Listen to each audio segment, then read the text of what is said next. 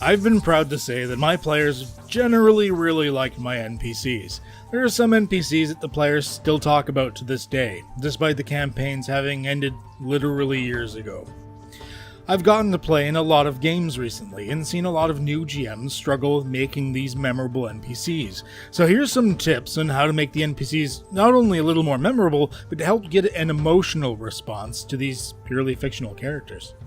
The first thing that comes to mind is always the question, how do you get your PCs to become attached to the NPCs, or respond to them emotionally? The secret is, it takes time. No matter how colorful or awesome the NPC is, the players won't really start to create a positive or negative emotional reaction to the NPC until it's been around for a while and has interacted with your players various times. I wish there was an easier way, but honestly this is how it works. People take time to become emotionally invested in something. So if you have an NPC that you really want the PCs to become attached to, just so you can rip out their feelings as they watch in horror while their fictional friend is tortured and slain before them, then just keep bringing that NPC back. The more times they interact, or at least think about the NPC, the more real that NPC becomes to them. Second, names. As much as we all love those 14-syllable complex elvish names that tell a beautiful story about a tree, the players aren't going to remember that shit. If you just give a complex name, or if you must give a complex name, make sure to suggest a smaller version as a nickname that the NPC will answer to and maybe even introduce themselves as. On the flip side, if the name is so simple and common that it's silly, like Jimmy or Bob, the players may remember it and think it's cute or funny, but they may not take the NPC seriously as an individual. They'll remember the name, and maybe even the NPC, but they won't start to feel that the NPC is a person, just a role. Next, have some depth to the NPCs by alluding that they have secrets. The key to really bring out human interest is to pique their curiosity. Human beings want to know more if they think there's more to know. This is why teasing out bits of information is always much more effective than just giving it.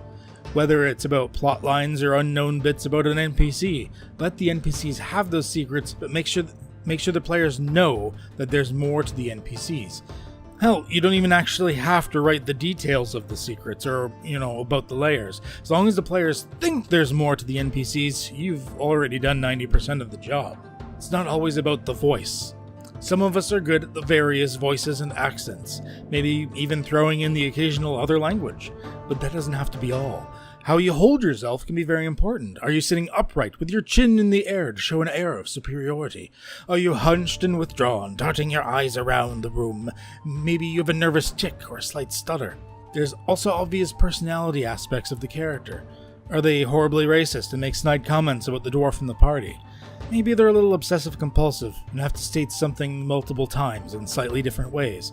There are tons of fun charts out there for random personality traits, such that you may want to look them up. Next, don't overdo it. You don't need to spend 30 minutes describing all of the intricate tattoos and scars this barbarian has, while at the same time showing he has nervous tics, is OCD, speaks in alternating Scottish and French accents, always raises his left arm in the air when speaking about himself, likes to hide his mouth when speaking about others, etc. Try keeping it to just a couple of memorable details. Don't overload the PCs with too much. And finally, let it evolve. This kind of ties into the fact that it takes time. I've had plenty of NPCs that just kind of started out as a name, maybe a single personality quirk. But through repeated encounters, their identity has become deeper with layers and complexity that made it more of a person in the eyes of the players. Things I didn't plan out ahead of time, but just naturally grew as I played the NPC.